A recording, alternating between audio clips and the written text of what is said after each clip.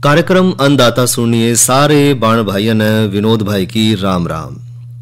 किसान भाइयों, आज अन्नदाता कार्यक्रम में चर्चा करेंगे हरा सोना यानी कि बांस की खेती के बारे में बात करेंगे और साथ में भाइयों चर्चा करेंगे आज की नसीहत के तहत ग्रीष्मकालीन मौसम में खेतों की जुताई और खाली खेतों के महत्व पे, और साथ में लेंगे भाइयों जानकारी कृषि में आधुनिक तकनीकों के प्रयोग पे और विशेष तौर पे जो है आर्टिफिशियल इंटेलिजेंस जो है उसके बारे में बात करेंगे, और साथ में करवाऊंगे भाइयों का मनोरंजन और दूसरे जो समसामयिक विषय हैं उन पे भी करेंगे चर्चा। तो भाइयों शुरुआत करें हरा सोना यानी कि बांस की खेती पे। भाइयों किसान भाइयों, बांस पूरी दुनिया में हर जगह है, सिर्फ अंटार्कटिका न छोड़ दो तो हर जगह पूरे विश्व में बांस पाया जावा है। और भारत में भाइयों लगभग 2750 लाख लोग ऐसे हैं जो प्रत्यक्ष या अप्रत्यक्ष रूप से बांस की खेती और बांस पर निर्भर कर रहे हैं। और बांस भाइयों सभी वर्गों के लोग, चाहे वो किसान भाई है, व्यापारी हैं, शिल्पकार हैं, उद्यमी हैं या इसके अलावा और भी किसी क्षेत्र में काम कर रहे हैं, तो सर्वाधिक लाभकारी और उपयोगी बांस ही है। और लगभग 1,50,00,000 हेक्टेयर जो जमीन है उसमें बांस की खेती करी जावे है और इसकी लगभग 136 से ज्यादा प्रजाति पाई जावे हैं।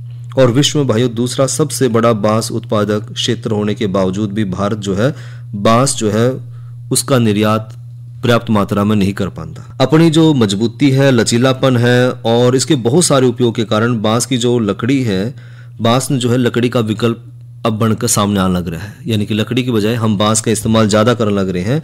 और पारंपरिक रूप से भाइयों बांस का उपयोग जो है गांव में मकान बनाने खातर या जो खेती बाड़ी के काम है या जो शिल्प निर्माण काम है, कागज बनाने के लिए भी इसका प्रयोग किया जाने लग रहा है।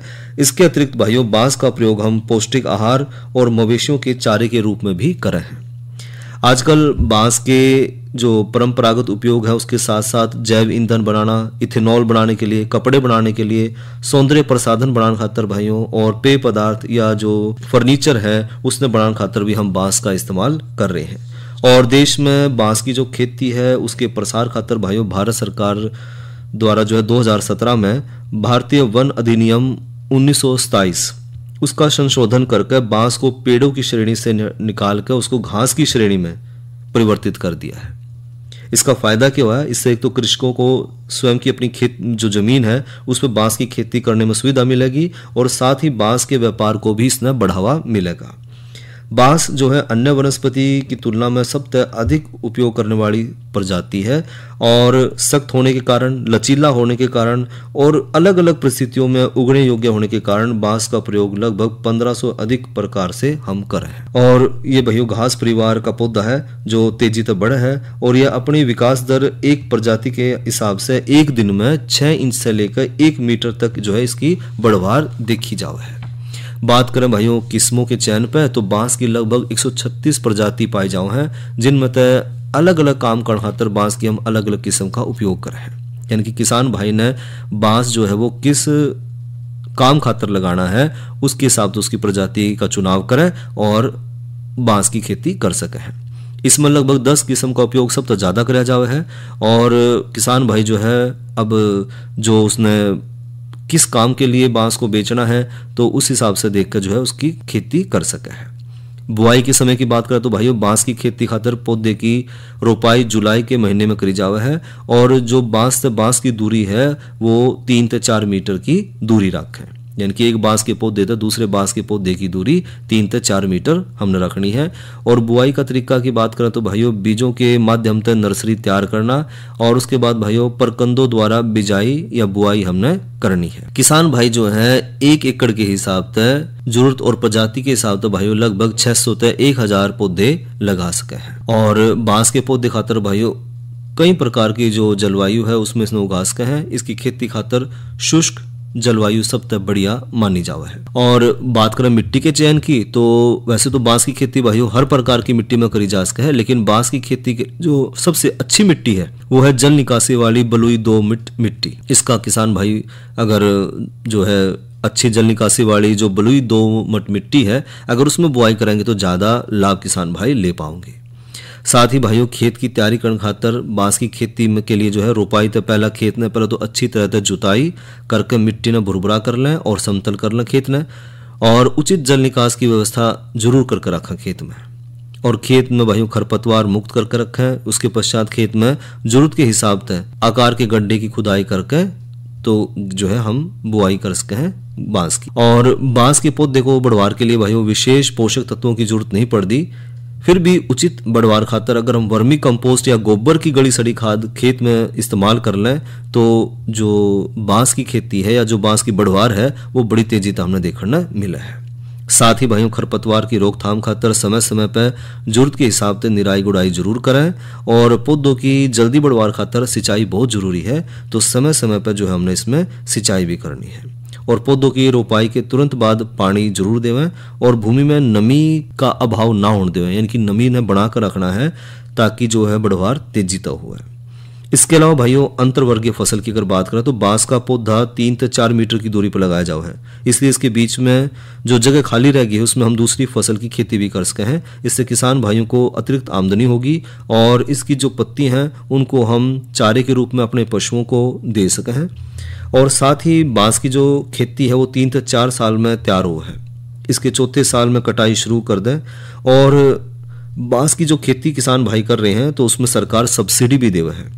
बांस की खेती के लिए सरकार की ओर से भाइयों सरकारी नर्सरी में फ्री में पौधा उपलब्ध कराया जाओ है। और साथ ही 3 साल में औसतन 240 रुपये प्रति पौधे की लागत आवे है, क्योंकि जो ये फसल है बांस की वो 3 से 4 साल की फसल है, तो 3 से 4 साल में जो बांस पर खर्चा हुआ है वो है 240 रुपये। इसमें तो 120 रुपये तो भाइयों प्रति पौधा सरकार की ओर से दिया जावा है। और अगर बात करें उत्तर पूर्व को छोड़ के तो जो जितने और दूसरे क्षेत्र हैं उसमें 50% सरकार और 50% जो है किसान भाई अपना खर्च करे हैं। 50% जो सरकार का हिस्सा है उसमें 60% तो जो है केंद्र सरकार का और 40% हिस्सा उसमें राज्य सरकार का होगा। और बात करें बांस की खेती के फायदे की तो अगर हम 1 एकड़ में 600 से लेकर 1000 पौधे लगाए हैं तो इन पौधों के बीच और दूसरी फसल भी उगाए हैं तो हमने 4 साल के बाद लगभग 3 लाख रुपए, एक मोटा मोटा हिसाब है कि लगभग 3 लाख रुपए तक किसान भाई कमाई कर सकेगा। और बांस की खेती में भाइयों बांस खास बात यह है कि इसकी जो पौध है वो करीब 40 साल तक चला है, यानी कि एक बार हमने अगर बांस लगा दिया तो उसके बाद जो है ये हमने लगातार कमाई देता रहेगा। और इसके अलावा भाइयों जो दूसरी फसल है उसके साथ खेत की मेड़ पे भी 4 गुणा 4 मीटर यानी कि 4-4 मीटर की दूरी पे भी हम बांस लगा सकते हैं, तो जो लगभग हमने 30,000 रुपये 1 साल के हिसाब से कमाई देता रहेगा। और बांस की खेती से संबंधित अगर और बात करें तो एक तो पानी और खाद भाइयों उसने मध्यम रखना, ज़्यादा पानी की जरूरत नहीं है, खाद ज़्यादा देने की जरूरत नहीं है इसमें। और कटाई भाइयों हमने हाथ तय करनी है। इसमें जो मेहनत मजदूरी है वो बहुत कम लगा है और सूरज की रोशनी भी इसने ठीक ठाक चवा है, ज़्यादा सूरज की गर्मी भी नहीं चाहिए और ज़्यादा ठंड भी नहीं भाइयों। और जो मिट्टी का पीएच मान है वो 4.5 से 6 के आसपास रहे और तापमान जो है लगभग 30 डिग्री सेल्सियस बांस की खेती खातर सबसे बढ़िया माना जावा है। और साथ में भाइयों पोटाशियम और नाइट्रोजन उर्वरक के जो है इसके महत्वपूर्ण घटक हैं जिस पर बांस के पेड़ ज़्यादा प्रतिक्रिया दिखावे हैं कि तेजी तक बढ़े हैं।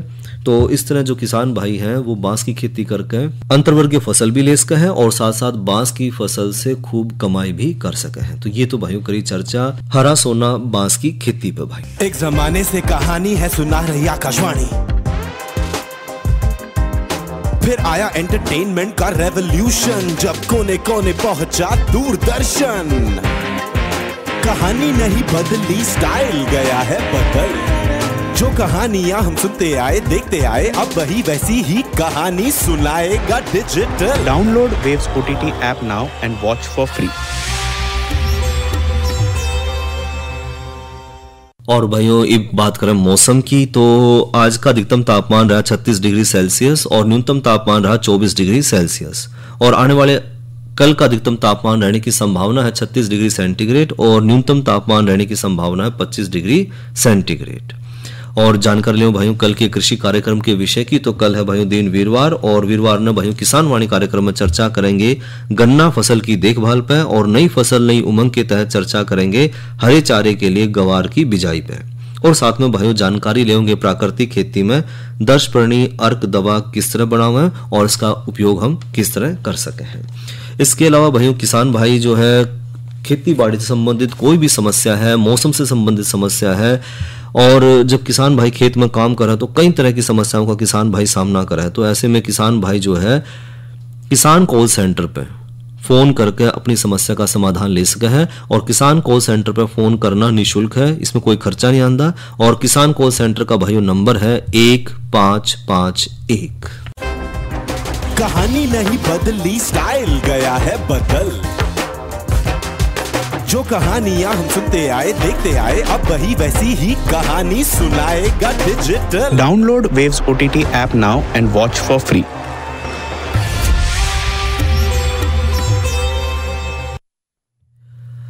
और इब करवा भैया का मनोरंजन सुनैया रागणी। राम रमी तेरी सर माथे पे, शुक्र पागी राही तने,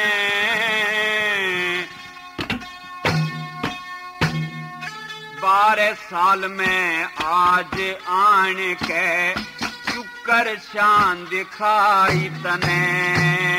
राम रमी तेरी सर माथे पे, शुक्र पागी रही तने, 12 साल में आज आन के शुक्र शान दिखाई तने।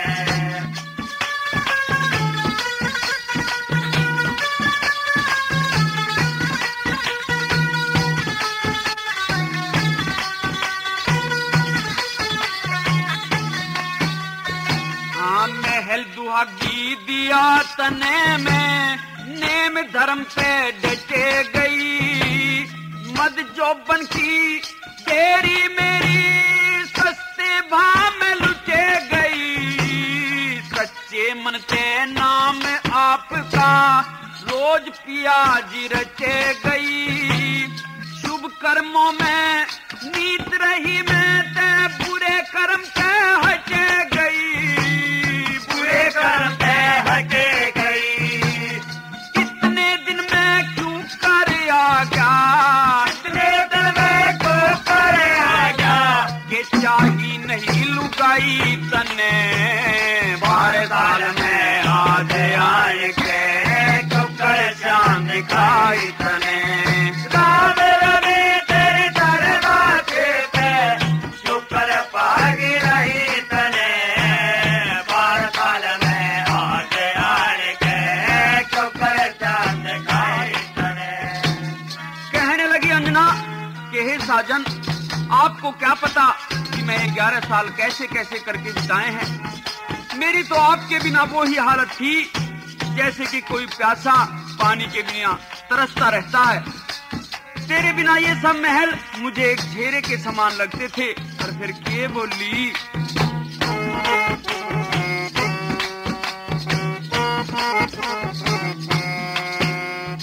हाँ सो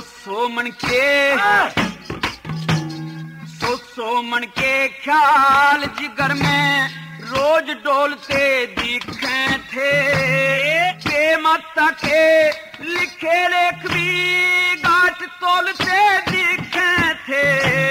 बोझ बार कर्मा का जितना वेद खोलते दिखे थे, तेरे बिना इन महला के मन भूत बोलते दिखे थे, भूत बोलते दिखे थे। वीर बिना तन क्यों कर सरगा, वीर बिना तन क्यों कर सरगा, या सारी उम्र बिताई तने, 12 साल में आज आन के शुक्र चांद दिखाई तने। राम रमी तेरी सर माथे पे, शुक्र पागी रही तने, 12 साल में आज आन के शुक्र चांद दिखाई तने।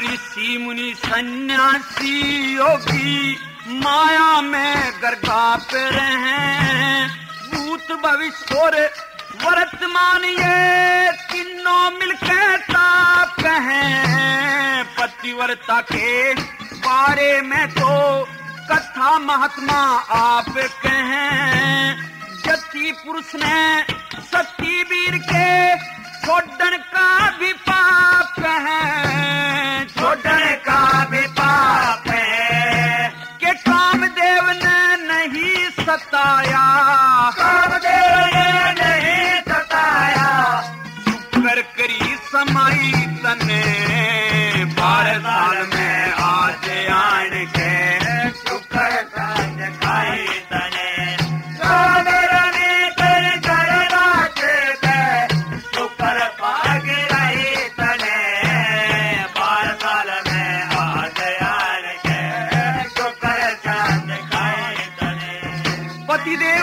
आखिर मैं ये नहीं समझ पाई कि आपने जो 12 साल का दुहाग महल दिया है तो मेरे किस गुनाह पर।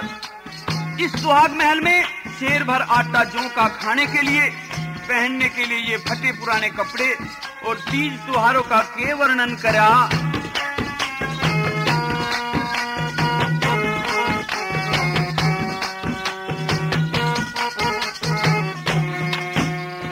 हाँ महल दुहागी दिया तने में वेद तेरा कुछ पाया ना, तीज त्योहार चले गए सुखे कुछ भी खेल खाया ना, जौ का आटा शेर मिले था और मिली धन माया ना, महल दुहागी के दौरे तू जाट मेहर सिंह आया ना, जाट मेहर सिंह आया ना, लक्ष्मी चंद मेरा गढ़ घोचा से, लक्ष्मी चंद मेरा गढ़ घोचा से, और के करीब बधाई तने 12 साल में आज आन के शुक्र शान दिखाई तने,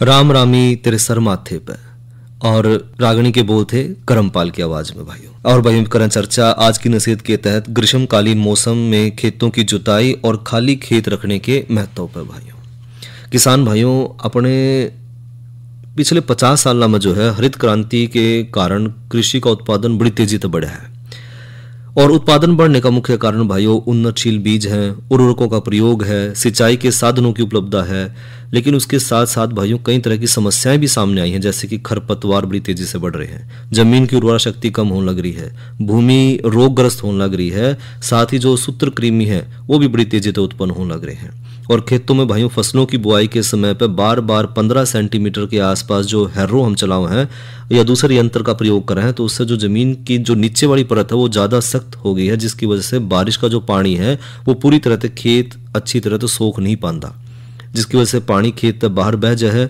और अपने साथ मिट्टी और जो दूसरे आवश्यक पोषक तत्व हैं या जो लाभदायक जीवाणु हैं वो भी अपने साथ बहाकर ले जाए।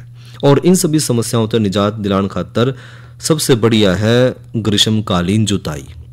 ग्रीष्मकालीन जुताई किसान भाई कब करें? तो एक तो भाइयों रबी की जो फसल है उसकी कटाई का जो सही समय है वो मार्च का अंतिम सप्ताह या फिर जो अप्रैल के पहले सप्ताह तक हम कटाई कर लें हैं। और उसके बाद भाइयों खरीफ फसलों की बिजाई का जो समय है वो जून और जुलाई का महीने का है। इसलिए भाई जो बीज का समय है यानी कि जो किसान भाई हैं तेज गर्मी के महीने में मई और जून के महीने में खेत की मिट्टी पलटन वाले हल तय 2 से 3 बार गहरी जुताई 10 से 15 दिन के अंतराल पर जरूर करें। और उसके बाद भाइयों खेत ने खुला छोड़ दें, जिससे भाइयों मिट्टी में जो उपस्थित खरपतवार है, कीट हैं, रोगजनक जो कवक हैं, जीवाणु हैं या जो उसमें जो बीमारी है या सूत्रकृमि है वो सभी जो कड़ी धूप में और बिना पानी के नष्ट हो जाएंगे। और ग्रीष्मकालीन जुताई हमने किस तरह करनी है? तो गर्मी में भाइयों जुताई मई और जो है जून के महीने में करें। और रबी फसल की कटाई के बाद जब खेत खाली पड़े हैं तो उस समय जो है खेत में थोड़ी नमी उपलब्ध हो तो किसी भी मिट्टी पलटन वाले हलते 15 सेंटीमीटर गहराई तक जो है ढलान के विपरीत जुताई जरूर करें। और भाइयों खेतों में हल चलाते समय इस बात का ध्यान जरूर रखें कि यदि खेत की ढलान पूर्व तथा पश्चिम दिशा में है तो जुताई भाइयों उत्तर तथा दक्षिण की ओर यानी कि ढलान के विपरीत और ढलान को काटते हुए करनी है। ऐसा करने से एक तो सारा जो बारिश का पानी है वो मिट्टी आसानी तो सोख लेगी और पानी भाइयों ज़मीन की निचली सतह तक पहुंचेगा, जिससे ना केवल हमारी मिट्टी का कटाव रुकेगा बल्कि जो पोषक तत्व हैं उनका नुकसान भी नहीं होगा। और ग्रीष्मकालीन जो जुताई हम कर रहे हैं उसके बहुत सारे लाभ हैं भाइयों। हम सभी जाना है कि खरपतवार सभी फसलों के लिए एक बहुत बड़ी समस्या है और इसके कारण खेती के उत्पादन में लगभग 20 से 60% तक कमी आ जाए है।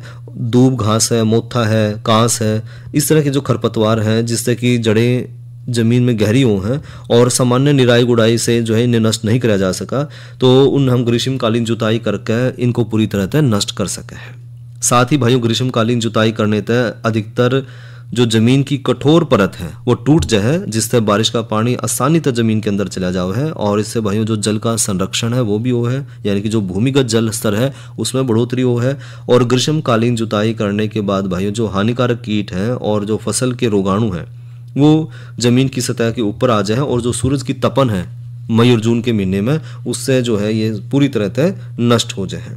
इसलिए भाइयों जो ग्रीष्मकालीन जुताई है वो हमने जरूर करनी चाहिए। इस समय जो खेत खाली पड़े हैं तो उसमें गहरी जुताई करें, 2 से 3 बार जो है मिट्टी पलटन वाले हल है इसमें हम जुताई करेंगे तो किसान भाई जो है पर्याप्त लाभ उठा पाऊँ। और भाइयों ई लेवन जानकारी कृषि में आधुनिक तकनीक के उपयोग पे और खास तौर पर जो आर्टिफिशियल इंटेलिजेंस है उसने खेती बाड़ी को किस तरह बदला है, क्योंकि किसान भाइयों जो खेती बाड़ी है वो हमारी दुनिया का सबसे पुराना और जरूरी काम है और अब तकनीक के साथ खेती बाड़ी में बहुत सारे बदलाव आने लग रहे हैं और इस बदलाव में जो है सबसे बड़ा हाथ है आर्टिफिशियल इंटेलिजेंस का।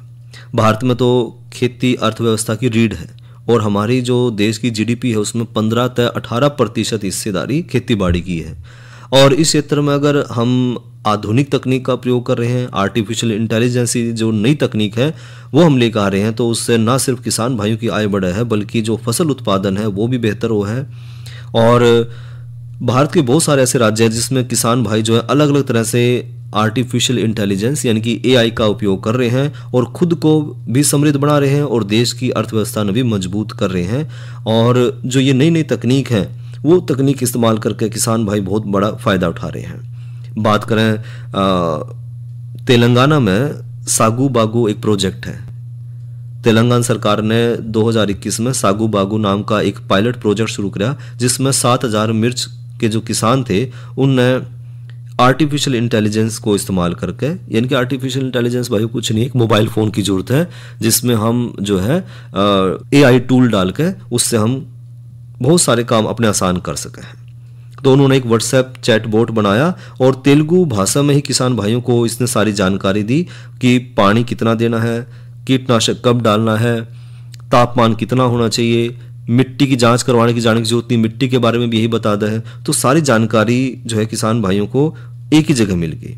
और कंपनी ने जो कंप्यूटर जो विजन दिया किसान भाइयों को, उससे मिर्च की क्वालिटी चेक, जो है मिर्च का रंग किसा होना चाहिए, साइज कैसा होना चाहिए, उसमें खराबी है नहीं है, बीमारी कौन सी आई है, इसका नतीजा किसान भाइयों को लगातार मिलता रहा। और इससे किसान भाइयों की जो पैदावार है 1 एकड़ के हिसाब से 21% तक बढ़ गई और जो कीटनाशक है वो 9% और खाद जो है 5% कम लगी। और इससे किसान भाइयों की आमदनी पर बहुत बड़ा फर्क पड़ा और लगभग 1 एकड़ के हिसाब से किसान भाइयों को 66,000 रुपए का फायदा हुआ। और अब इसने भाइयों लगभग 5 लाख किसान भाई जो है इस योजना का इस्तेमाल कर रहे हैं। इसी तरह भाइयों 2016 में आंध्र प्रदेश में भी जो है किसान भाइयों ने इस तरह का एक काम शुरू किया आर्टिफिशियल इंटेलिजेंस के साथ और उसमें जो है पिछले 30 साल के मौसम का डाटा, मिट्टी की जानकारी, बारिश का पैटर्न क्या होगा, बीज कब बोना चाहिए, किसान भाइयों को सारी सलाह एसएमएस के जरिए जो है उन्हीं की भाषा में यानी कि तेलुगु भाषा में मिलती रही, जिसके कारण जो है किसान भाइयों ने इस ऐप का इस्तेमाल किया और उनकी पैदावार लगभग 30% तक बढ़ गई। और सही वक्त पर बुआई के कारण बीज और खाद की जो बर्बादी है वो भी घटी और साथ ही जो किसान भाइयों की खाद का बचत हुई, बीज की बचत हुई और उससे किसान भाइयों को बड़ा लाभ हुआ। इसी तरह भाइयों बात करें किसान ड्रोन प्रोजेक्ट, 2023 में उत्तर प्रदेश सरकार ने भी किसान और भारत हरियाणा सरकार में भी जो है किसान ड्रोन जो प्रोजेक्ट है उसकी योजना की शुरुआत की, जिसमें हजारों किसान भाइयों को सब्सिडी पर ड्रोन दिए गए और इन ड्रोन में आर्टिफिशियल इंटेलिजेंस सॉफ्टवेयर का इस्तेमाल किया गया जो कि खेती की मैपिंग भी करे है, फसल की बढ़ोतरी, पानी की जरूरत कितनी है और बीमारियों की पहचान करे है। साथ ही ये उस जगह पर स्प्रे भी करे हैं, यानी कि जो भी कोई बीमारी है, हमने खेत में कोई स्प्रे करना है तो वो भी इसके माध्यम से आसानी तक किया जा सके है। और इसका नतीजा ये आया कि प्रति एकड़ पैदावार जो है वो 10 से 15% बढ़ गई, और जो हमारी मजदूरी है वो भी लगभग 40% तक कम होगी, और गांव में ये बायो प्रोजेक्ट बड़ी तेजी से भी फैल रहे हैं। इसी के साथ नीति आयोग का भी जो डिजिटल एग्री स्टैक है, यानी कि जो पूरे देश भर में चलाया जा रहा है, नीति आयोग ने 2021 में डिजिटल एग्री स्टैक नाम से एक प्लेटफॉर्म शुरू किया, और जिसमें आर्टिफिशियल इंटेलिजेंस का बहुत बड़ा रोल है, और ये कई राज्यों में पायलट प्रोजेक्ट के तौर पर चलाया जा रहा है। और ये जो प्लेटफॉर्म है वो सैटेलाइट डाटा, मौसम की सही जानकारी, मिट्टी का परीक्षण और किसान भाइयों को फसल चुनने का, यानी कि किस क्षेत्र में कौन सी फसल बोने से किसान भाइयों को ज़्यादा फायदा होगा, और बोने का सही वक्त क्या होना चाहिए, बाजार की कीमत का अंदाजा, और इस तरह की बहुत सारी मदद जो है आर्टिफिशियल इंटेलिजेंस के माध्यम से किसान भाइयों को दी गई। और इससे किसान भाइयों को अपनी फसल बेचने का सही वक्त पर पता चला कि हमने किस समय जाकर मंडी में फसल बेचनी है। इससे किसान भाइयों की आय में 15 से 20% तक की बढ़ोतरी हुई, और खास तौर पर हरियाणा और उत्तर प्रदेश में इसका असर बहुत ज़्यादा देखा गया। इसी तरह भाइयों जो आधुनिक तकनीक है हम इस्तेमाल कर रहे हैं, ये आधुनिक तकनीक जो है हमारी खेती बाड़ी में जो उत्पादन है वो तो बढ़ा रहे हैं, साथ के साथ जो है किसान भाइयों की आय वो भी बढ़ रही है। और भारत में तो भाइयों स्टार्टअप कृषि में जो मशीनीकरण है उसको बढ़ावा देने में बहुत महत्वपूर्ण इसका योगदान रहा है। उदाहरण के लिए कुछ समूह में तो शाकनाशी लगाने और उर्वरक छिड़काव का काम भी ड्रोन द्वारा ही किया जाने लग रहा है। इस प्रकार के जो समाधान है उससे एक तो मजदूरों की जरूरत कम होगी, और साथ ही साथ भाइयों खरपतवार और जो खतरनाक जो सामग्री है, यानी कि जो हमारे हम उर्वरक छिड़क रहे हैं या जो शाकनाशी हम छिड़के हैं तो उसमें बहुत जहरीले तत्व हैं, जिससे कई बार जो है किसान भाई बीमार हो जाए या उनकी जो है मृत्यु भी हो जाए। तो इस तरह के जो खतरनाक जो सामग्री हैं उनके संपर्क में आते किसान भाई बच गया। और इसके अतिरिक्त भाइयों ड्रोन और जो रिमोट सेंसिंग आधारित प्रौद्योगिकी है उससे फसल स्वास्थ्य की निगरानी में भी सुधार हुआ, और इससे किसान भाइयों को बहुत सारे लाभ मिले हैं। और कृषि जो आदान है उसकी लागत और गुणवत्ता से भी जो है उत्पादकता काफ़ी प्रभावित हुई। तो किसान भाई को जो है समय समय पे अपने आप को भी जो है परिवर्तित करना पड़ेगा, क्योंकि बहुत सारी तकनीकें ऐसी आ गई हैं जिससे खेती बाड़ी आसान हो गई है। चाहे वो स्मार्ट सिंचाई प्रणाली है, डाटा संचालित फार्म प्रबंधन है, कृषि कार्यों के लिए रोबोट आ गए हैं, मशीन लर्निंग आ गई है, ब्लॉकचेन है, डिजिटल ट्विन है। तो इस तरह की बहुत सारी तकनीकें हैं जिसके द्वारा किसान भाई जो हैं खेती बाड़ी करके अपना और जो देश का वो पेट भर रहे हैं, और साथ ही साथ किसान भाई जो है इन तकनीकों में और ज़्यादा सुधार करके अपनी पैदावार बढ़ा सके हैं। ये तो भाइयों ली जानकारी खेती बाड़ी में आर्टिफिशियल इंटेलिजेंस के महत्व पे। और इसी के साथ भाइयों कार्यक्रम अन्नदाता का समय यहीं तक। अपने भाई विनोद ने दो इजाजत। अच्छा भाइयों, राम राम।